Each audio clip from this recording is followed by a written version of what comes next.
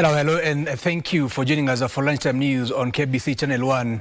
And it's coming to you live from the Broadcasting House in Kenya's capital, Nairobi. My name is Givasun Maina, and our sign language interpreter is Caroline Njoroge. So let's get straight to news, and we go to Western Kenya region, where Navaholo Member of Parliament Emmanuel Wangwe has opposed a proposal by the Kenya Union of Post-Primary Education Teachers, KUPPET, to increase school fees by 60%. Now, speaking during a public forum in Navaholo, Wangwe said parents and Kenyans at large were facing a difficult economic situation. Now, his sentiments were echoed by Kakamega County nominated member of County Assembly, Josie Tuma, who also warned that the move would increase the financial burden on families.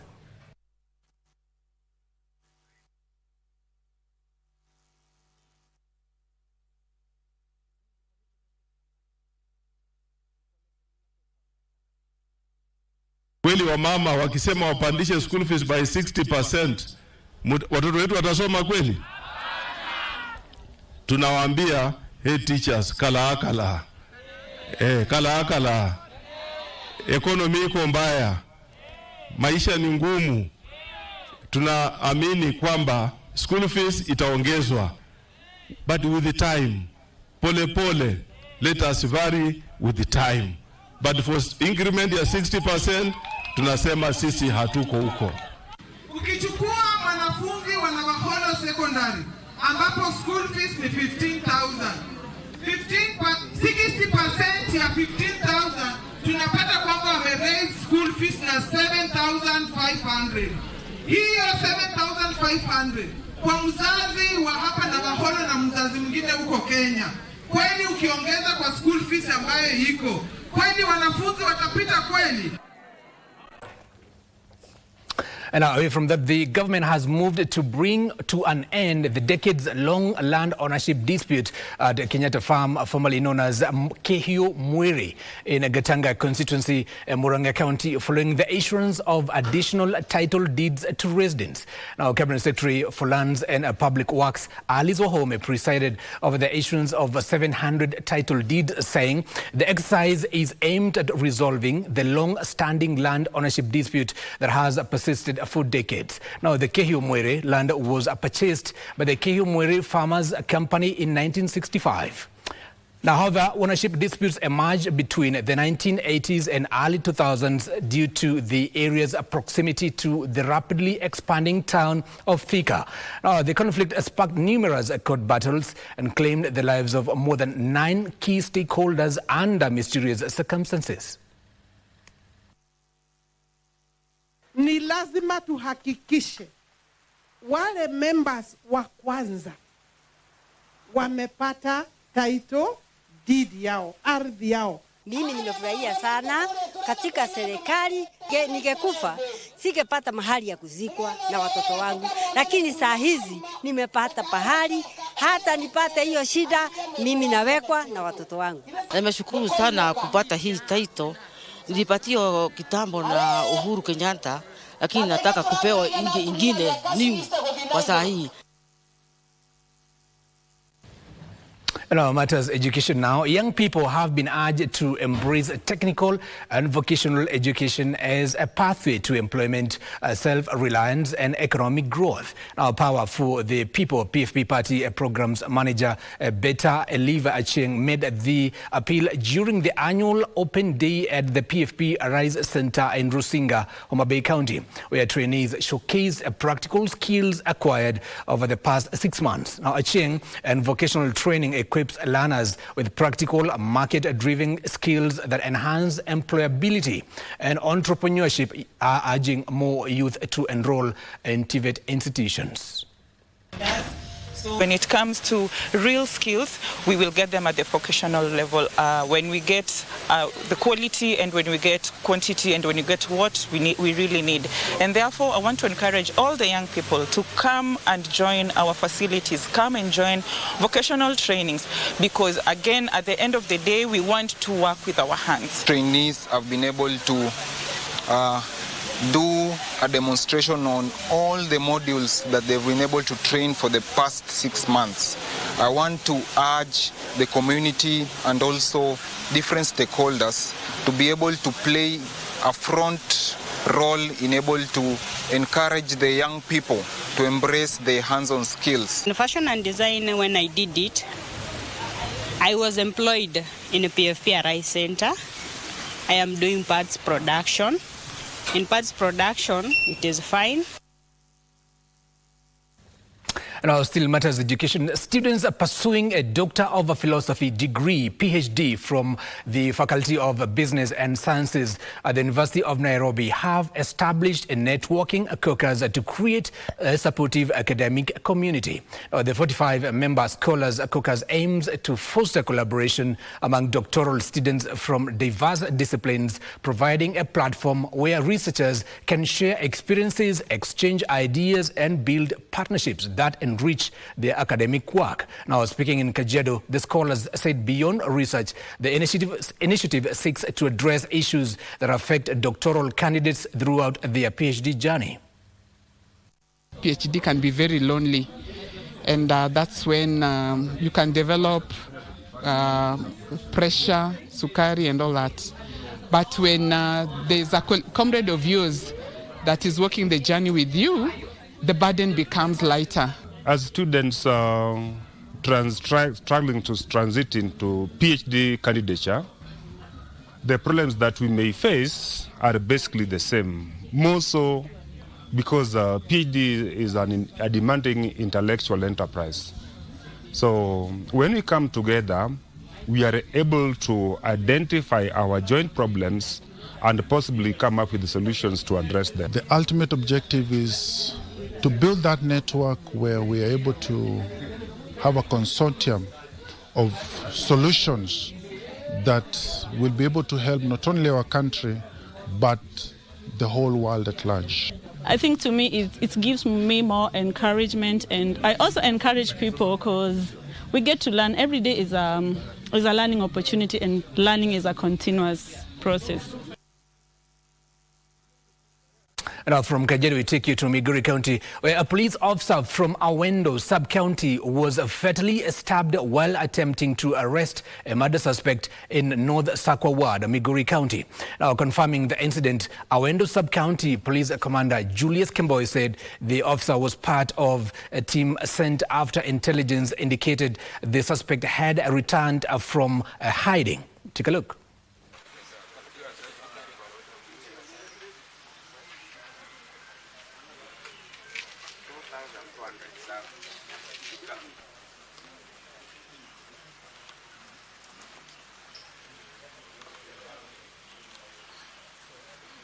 Huyo mshukiwa kumbe alikuwa ameficha kisu katika nguo lake na akapata kudunga askari kwa tumbo, na kwa bahati mbaya ilipata viungo zile muhimu ambapo askari aliaka papo hapo, na wananchi wenye walikuwa na hasira walimshambulia huyo mshukiwa na kumuumiza, ambapo tulimweza kumkimbiza kule Migori County Referral Hospital, ambapo alifika kule and he was pronounced dead on arrival. Sub-County Commander Mr. Kemboi naona ameongea mzuri, amesema tusaidia mambo yote pamoja na sisi mpaka masisi hizi, na shida yote itakuwa tuko pamoja na yeye. Kijana ategemea nyumbani, ndio kila kitu tunamshauri. Sasa ameenda.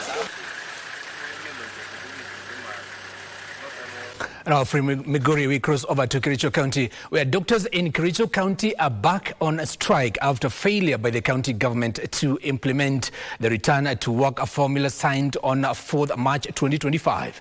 Now, the doctors, led by South Rift chairperson Chirono Ciele, said the county government had undertaken to fulfill its promise by 30th June 2025, but has not done so despite a series of meetings. Now, Ciele said doctors have been working without pay for the last 3 months and with no medical cover. The doctors further stated they are being overworked due to a shortage of doctors, which is taking a toll on their mental health. I represent the doctors as the chairperson South Rift branch. So today we are here to address the media and just inform the residents of Kericho County that the county has decided to go on strike. So our main issues is the non-implementation of the return to work formula signed on the 4th March of 2025, and the county had promised to implement the return to work formula by 30th of June 2025.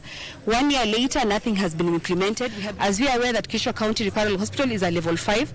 According to the staffing norms, we need to have 50 medical officers serving in the county and a couple of consultants. But as we speak, we only have 7 medical officers vis-a-vis the 50, and we have said that enough is enough. The doctors are overworked. They have been facing mental health issues, and we have said that it is upon the county to end this strike.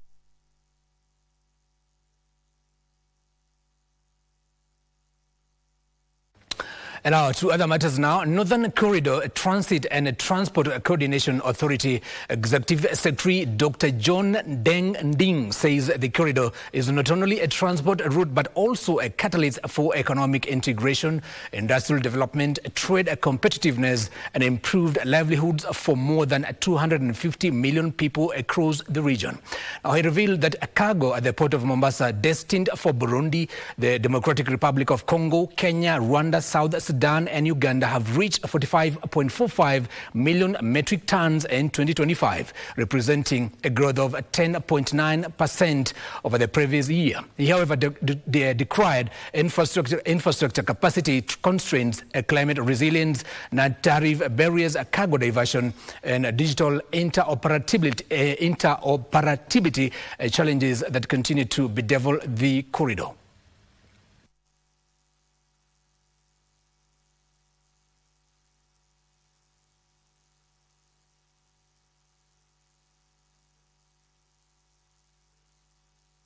Experiencing economic growth that is quite exponential, and the facilities that are developed to support trade, including the infrastructure, the custom processes, and even the aspect of policy integration in the region continue to be work in progress. Kenya has done so much in involving the regions to participate in policies that facilitate trade. And I take a very short commercial break. Don't go too far. There's still so much more coming your way.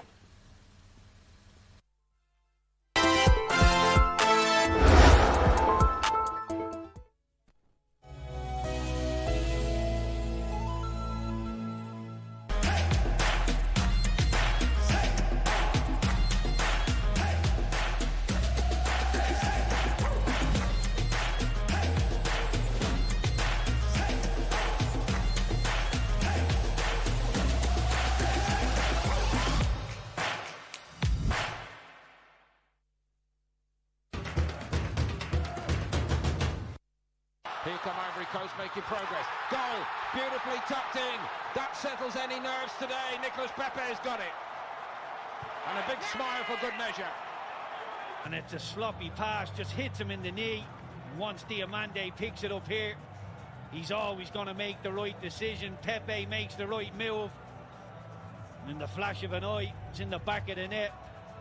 And I'm sure Dick Avocat would have been saying to his Curaçao players, do not concede in the first 10 minutes, make it as difficult as possible. I am Chef Ombachi. Today I'm cooking ugali na Ajab Premium Maize Meal. Boil water, done. Add Ajab Premium Maize Meal. Done. Grab your mwiko and stir the mixture. Enjoy the amazing aroma. Enjoy incredibly soft ugali. Done. Ingia ligi ya kipekee na Ajab Premium Maize Meal.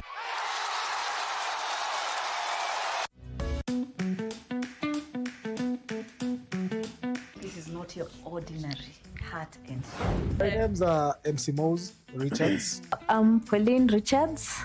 Tulipatana Dando back in high school. Mimi nikakuwa tu naona kadem kapumpum kako pale. Sikuwa najua kuna that interest. Makosa kakafanyika. Form 4 to be precise. Naenda kufanya mtihani. Ati akuruka na kukubali. I got another lady. Tuko kwa group ya WhatsApp. Msichana ameadiwa. Kaslide kwa DM. So kufika kwa gate na muone and I'm like, ilishtuka. Me just wanted him to come and meet watu oi. It took our son. Akamwambia me I want to reunite with mom. Dem siku ya harusi pia alitokelezea. Mwingine akasema we. Hakuna heartbeat. Akaanza kulia. Mimi na scream.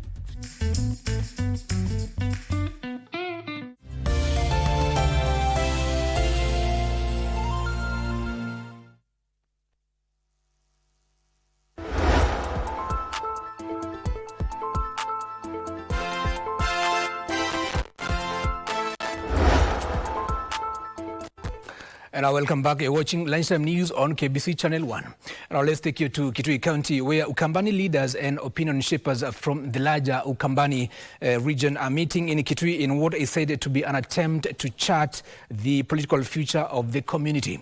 Now the summit, convened by the National Liberal Party leader, Dr. Augustus Mule, seeks to stipulate irreducible minimums under which presidential candidates seeking support from the community must meet and pledge to deal with. Now the meeting in Kitui also comes amidst recent banditry attacks that have left about 15 people dead and others seriously injured. Take a look. Serikali ambayo tutachagua, serikali ambayo itachagua lazima ituhakikishie kuwa itaajiri watoto wetu. Hiyo ndio tumekubaliana. Na tutakuwa tunawapatia percentage. Tuambie hii serikali, if you don't employ 20% kutoka Kitui, ambao Kitui ni marginalized, basi hatuna confidence na wewe. Hiyo ndio wananchi wamesema. Representation. Ili sauti yetu isikike, lazima tuwe na watu kwa bunge, si ndio? Ili sauti yetu isikike, lazima tuwe na watu kwa serikali. Ukambani, we are 5 million people. Tukiongeza wale wa diaspora, tuko karibu 6 million people. We represent 10% of this country. 10%. Ati, tukirepresent 10% ya Kenya nzima, Kitui tuna represent 1.5 million, tuko na 1.5 million people. Sio ni watu wengi. Sio ni watu wengi. Tuko number 5 in the country in terms of population. Yet, Kitui haina waziri. Kitui ina waziri. Sio ni madharau. Hatutaki hawataki tusaidike. Hawataki hii serikali ambayo watu walipigia kura wasaidike. Kwa nini Kitui haina waziri? Hivi sasa Kitui peke yake iko na PS moja. Na mnajua huyo PS ni nani? Mnajua huyo PS ni nani? Huyo PS last time ndiye alikuwa governor wa Nairobi. Huyo ndiye PS wetu hapa. Nenda andu maki tuitute andu. Mimi nataka kuongea ukweli leo. Watu wa Kitui wanataka representation. You know, that is NLP leader Dr. Augustus Mule speaking in Kitui County on matters elections of 2027 and their demands. And away from that matters Ebola now, Principal Secretary for Public Health Mary Mudhoni says the government is fully prepared to respond to any potential outbreak of Ebola. Now, addressing journalists in Mwingi Town, the PS noted that all travelers arriving in the country are subjected to thorough health screening to ensure they do not pose a public health risk. Hapa Kenya tumekuwa na suspects 115 already, lakini hakuna mwenye amepatikana kama kwa na Ebola. Sasa mimi ninataka kusisitiza hakuna Ebola Kenya. Katika Ministry of Health tumeweka mikakati kabisa. Tumeweka mikakati kwa mipaka, zile countries zinatoka zimetukaribia. Tunaangalia watu wote, tunawascreen to make sure that they are safe, they are okay kabla waingie hapa Kenya. Matters of politics now. UDA party, through its Elections Commission board member Mary Mutinga, has assured all aspirants aiming for elective seats in the 2027 general election through the UDA ticket that it will hold free and fair nominations. Speaking in Machakos during a consultative meeting for the Kamba community, Mutinga noted that UDA is in a cause of acquiring electronic gadgets to be used in the party primaries to enhance openness and transparency during the 2027 nomination. I want to tell you, hakuna mtu anaweza ninunua nikupatie tiketi. Hakuna. You can never bribe the commissioners who are there. I being number one. And these elections, we are not doing them with ballot paper. Nobody will steal those votes. We are making very nice gadgets, very beautiful materials that you cannot steal. Kwa hivyo sisi kama viongozi wa Wakamba ambao tutakuwa tunaomba viti kaunti ya Nairobi, tuko nyuma ya Rais William Samoei Ruto na tumekubaliana slogani yetu ni tu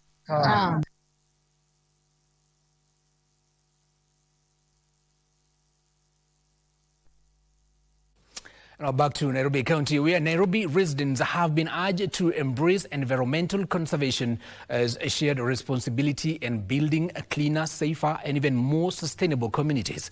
Now speaking during the launch of the Clean City, a Peaceful City initiative, Heavenly Culture Restoration of Light branch manager Moses Edward noted that the initiative goes beyond waste management by contributing to peace building through environmental stewardship. He called on Kenyans to be proactive in community clean-up exercise in a bid to promote clean and sustainable towns and cities.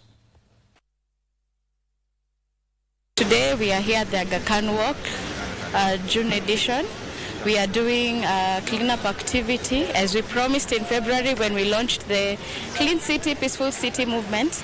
We promised to do clean-up activities in the Nairobi city.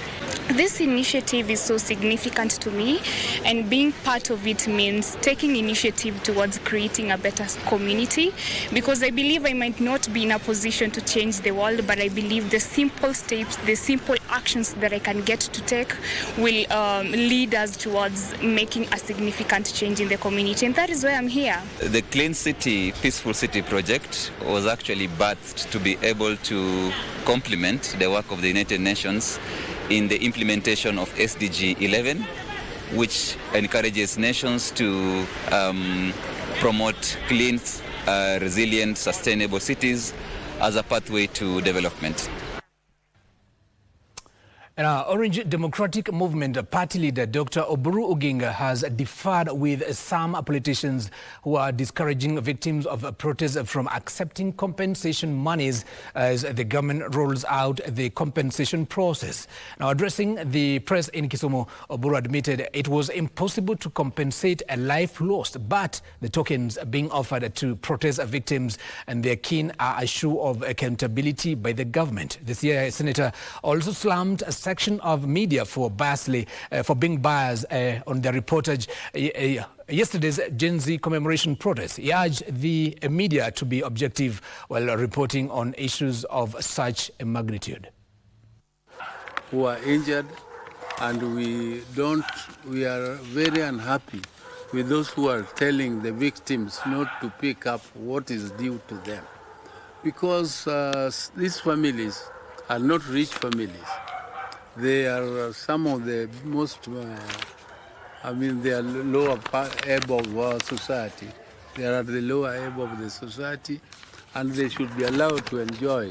When you according to you think that 1 million shillings is a peanut, but to somebody living in the village, 1 million shillings is not peanuts. So let those who are suffering, those who have sacrificed for the justice and independence of our country, freedom, get some little token, whatever it is, even if it is just sorry, saying sorry, whatever it is, let them receive it. And away from that, now football fans were treated to a thrilling FIFA World Cup experience as KBC Channel 1 hosted the Bow FIFA Watch Party at Kaloleni, bringing supporters together to watch the Group 1 clash between Senegal and Iraq. Now Sean Moya has the story. Fans turned up in large numbers to cheer on their favorite teams as Senegal cruised to a commanding 5-0 victory over Iraq to book their place in the round of 32. The supporters praised the initiative, saying the watch party had created a lively atmosphere that united football lovers, while calling for such events to be held throughout the tournament. Sisi kama mashabiki tunasema tournament imekuwa fiti, tunaenjoy, tunawakaribisha tena Bao FIFA bana. mmekam kutusupport, tunasikia smart sana. Na support Portugal juu Cristiano Ronaldo ni best player wangu, na nataka kama inawezekana win World Cup ndio aretire na World Cup. The Bao FIFA Watch Party provided an opportunity for the broadcaster to engage directly with Kenyans by bringing the World Cup experience closer to the fans. Kenya is a place to love and enjoy, and football unites everyone. So watch parties are here. Tutoke nje tuangalie football. Tujibambe wa Kenya. Hizi screens tumwaekea ni zenu. KBC ni yenu. Mjivunie kukua watazamaji wa KBC. Viewers were also encouraged to continue following all the FIFA World Cup action live on KBC Channel 1. Indeed, it has been a splendid watch party with football fans turning up to support their favorite team. Sean Muya for KBC Channel 1. Beautiful story by Sean Muya. Now, Africa is making history at the 2026 FIFA World Cup. Debutants Cape Verde have sensationally reached the knockout stage after holding Saudi Arabia to a goalless draw, as a record 7 African nations booked their places in the round of 32. A total of 10 African teams took part in this year's FIFA World Cup, with Morocco, South Africa, Cote d'Ivoire, Cape Verde, Senegal, Egypt and Ghana all securing places in the round of 32. Senegal booked their place with a commanding 5-0 victory over Iraq before Iran's 1-1 draw with Egypt mathematically confirmed the Lions of Teranga as one of the tournament's 8 best third-place teams.